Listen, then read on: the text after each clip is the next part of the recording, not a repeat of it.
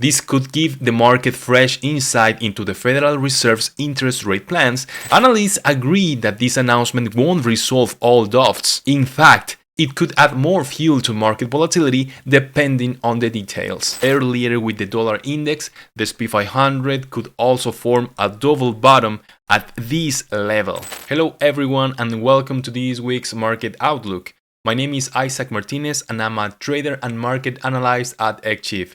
In today's video, we will break down the key economics fundamentals shaping the markets and dive into technical analysis on the US dollar index, the S&P 500, Euro USD, and Bitcoin. With a crucial week ahead filled with macro uncertainty and central bank signals, it's important to understand how the charts are aligning with the fundamentals. So let's get into it.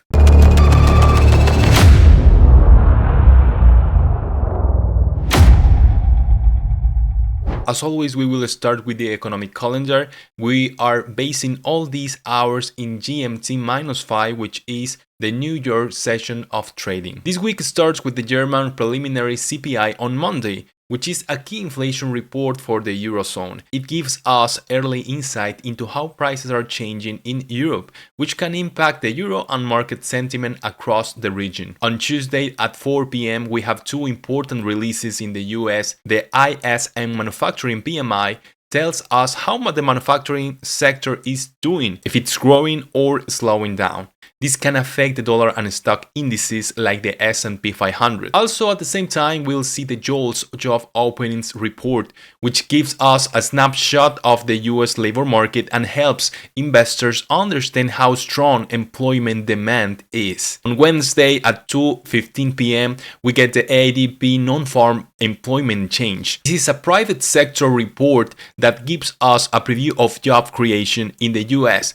before Friday's official numbers come out. It's closely watched and can move the markets depending on how strong or weak the job growth is. Thursday brings more labor data at 2:30 p.m. with unemployment claims, which shows how many people are filing for unemployment benefits. At 4 p.m., we also get the ISM Services PMI. This covers the much larger service sector of the US economy, so it's a big one for understanding the overall health of business activity. Then on Friday at 2:30 p.m. we have the most anticipated reports of the week. Average hourly earnings tells us about wage growth, which is linked to inflation.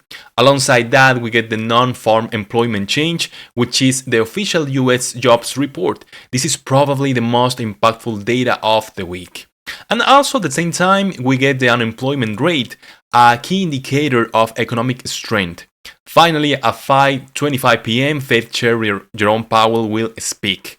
This could give the market fresh insight into the Federal Reserve's interest rate plans, especially after all the data we'll have seen during the week. This week is packed with crucial events, especially for the US dollar, job market, and inflation outlook, so traders should stay alert and steady. And now changing to the fundamentals, markets are holding their breath as all eyes turn to April 2nd, when President Trump is expected to announce a major update on his tariff policy. Investors have been seeking clarity for months, and although this event could reduce some of the uncertainty that has weighed on financial markets in early 2025, analysts warn that we might not get the definitive guidance everyone is hoping for. Since Trump's inauguration, markets have been volatile, with the S&P 500 dropping nearly 10% earlier this month and now heading for its worst first quarter performance since 2022. Wall Street is particularly focused on which countries and sectors will be targeted, how steep the tariffs will be, and whether there will be any retaliation from trade partners. Auto stocks have already been hit after Trump announced a 25% tariff on imported vehicles, sparking threats on retaliation from allies like Canada and France. Analysts agree that this announcement won't resolve all doubts. In fact, it could add more fuel to market volatility depending on the details. Strategists from Barclays have already downgraded their year-end forecast for the S&P 500, citing expected earnings pressure from trade tensions. Consumer confidence has dropped to its lowest level in over 4 years, showing that fears of recession and inflation are spreading. Still, some investors believe this period of weakness could open new buying opportunities, especially if the announcement is less aggressive than feared or if Trump shifts focus toward more market-friendly policies like tax cuts. While the market has endured all spinach and no candy so far this year, analysts are cautiously optimistic that some relief may come later in the year. Ultimately, the April 2nd announcement will be a pivotal moment. If it brings greater clarity, markets could recover quickly, but if uncertainty persists, we may see continued pressure on stocks, earnings, and investor sentiment well into the second quarter. Next, we will review some of the most important assets we personally trade. Let's start with the DXY, which is the US dollar index. This index reflects the strength of the US dollar.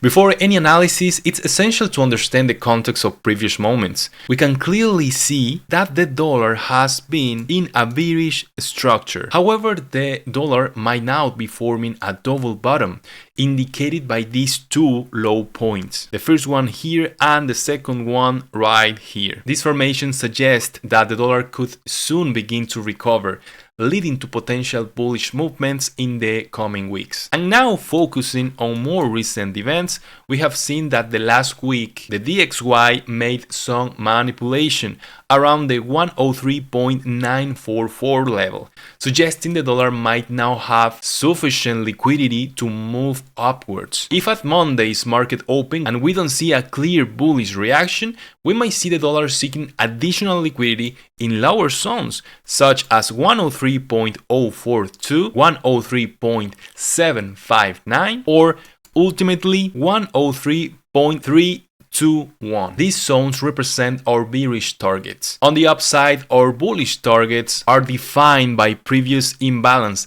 known also as fair value gaps. The first target is at 104.704, the second at 105.432, and if the bullish momentum continues, we could also consider 106.652, and finally 107.661. If upcoming fundamental data aligns with this technical outlook, we may see some initial manipulation at these points, but ultimately we expect a recovery in the US dollar index. Now let's analyze the SP 500. We can see that after establishing a floor around the 5,504 level, the price has resumed a bearish movement. It appears likely that the market will retest this support located at this price. Similar to that we observed earlier with the dollar index, the SP 500 could also form a double bottom at this level, potentially signaling a bullish reaction. Based on a smart money concept, we have identified a key area here. On market, the 50% retracement level of this structure at $5,528. If the price reaches this point and shows a clear reaction, it could provide us with an opportunity to trade long on the S&P 500. Our bearish targets, therefore, are set at 5,528 and 5,504 initially, with further downside levels at 5,402 and ultimately 5,118. These lower zones represent critical liquidity areas where we expect significant price reactions and potential rebounds. Bullish targets, although less likely in the short term, should still be kept in mind. These are located at 5,786, 5,865, and 5,986. Higher resistance zones where upward movement will become increasingly difficult, we positioned at 6,069 and 6,147. Now let's take a look at Euro USD. The euro has reached one of the targets we set last week at the 1.07454 area, a highly reactive level as expected. Moving forward, it's important that we see some bullish reaction during the London or New York session, as these sessions typically bring higher volatility, and we are talking about the Monday's sessions. If the euro fails to make this bullish move towards our next target at 108,844, we might see a deeper bearish movement. In that case, the first bearish target would be the 50% of the current structure, which I personally identify as a potential bullish pennant located at 1.07454. Further bearish targets are positioned at 1.07511, followed by 1.057, and ultimately at 1.0448, which is an area we could reach if the dollar gains significant strength this week. We should closely monitor Euro USD, as the price has already captured several liquidity points, giving it enough fuel for a potential upward move.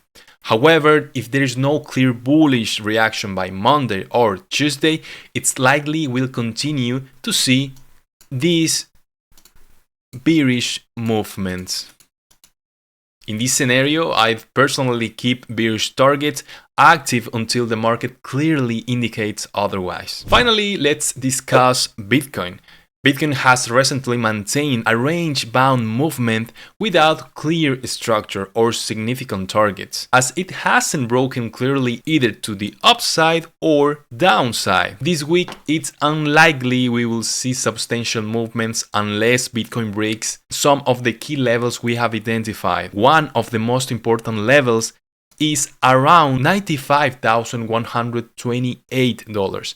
Unless Bitcoin breaks this 95,000 zone to the upside, a bullish move remains unlikely. Before reaching this critical point, Bitcoin must first overcome significant resistance levels at $88,804, followed by $92,817 as the last resistance. On the downside, however, Bitcoin could easily target lower liquidity areas. Bearish objectives include $81,125, then $79,890, and ultimately $76,555, which could become reachable if no bullish reaction occurs. I personally pay close attention to these liquidity areas, as they often trigger manipulations that can lead to significant reversals. If you're trading Bitcoin, I'd suggest waiting for clear reversals or confirmations after any manipulations